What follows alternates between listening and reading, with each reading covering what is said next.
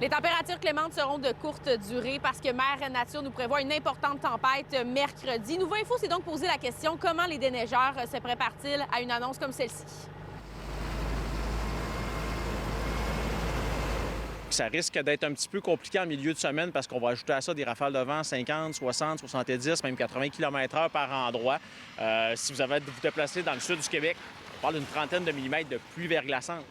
C'est pas rien, ça risque d'être un gros système. Là, ça va possiblement être notre plus gros système de l'hiver. C'est un événement qui est surtout de longue durée, donc des bonnes quantités de précipitations, verglaçantes ou neige, mais surtout de longue durée. On parle d'environ 24 heures au complet de précipitations qui donnent des impacts assez importants. On reçoit principalement de la pluie verglaçante. On a aussi des secteurs avec précipitations mélangées et de la neige qui est attendue. Donc, on voit ici les quantités de neige totales attendues pour l'événement. On parle d'un 15 à 30 cm globalement attendu de l'ouest du Québec et même du nord-est ontarien jusqu'à les secteurs plus centre-nord du Québec, donc le Saguenay-Lac-Saint-Jean, au nord de Québec, et ça se dirige aussi vers l'est de la province du Québec.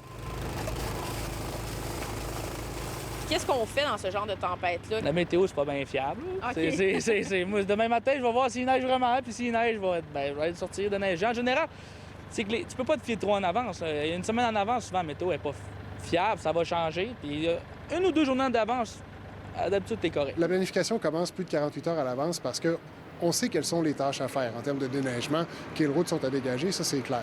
Sauf qu'il faut s'assurer que les quarts de travail sont déjà prévus pour que les équipes convoquées tôt le matin et au changement de quart du soir pour faire la nuit arrivent au bon moment, qu'il n'y ait pas de problème avec ça.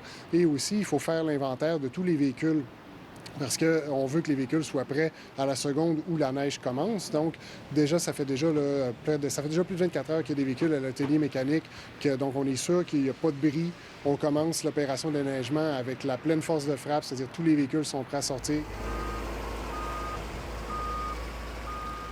Ce qu'on fait dans ce temps-là, moi ici, j'ai une plus petite entreprise, j'ai près de 38 cours à Sainte-Rose-du-Nord. Fait que c'est pas comme les gens en ville, mais je sais qu'en ville, à la station prépare, moi, je check mes bosses, j'ai tout ce qu'il faut pour réparer, je graisse mes machines, je vérifie vraiment que tout est prêt à opérer. Est-ce qu'on a une idée du nombre d'effectifs qui pourraient être déployés sur le territoire? C'est une centaine de véhicules. Ça veut dire par quart de travail environ une centaine, 150 employés qui vont se relayer comme ça avec des changements de quart à 7 h le soir, ensuite 7 h le matin, puis ainsi de suite. Donc, c'est important de comprendre les hommes et les femmes qui les conduisent changent, mais les véhicules, eux, travaillent sans arrêt jusqu'à ce que les précipitations soient finies.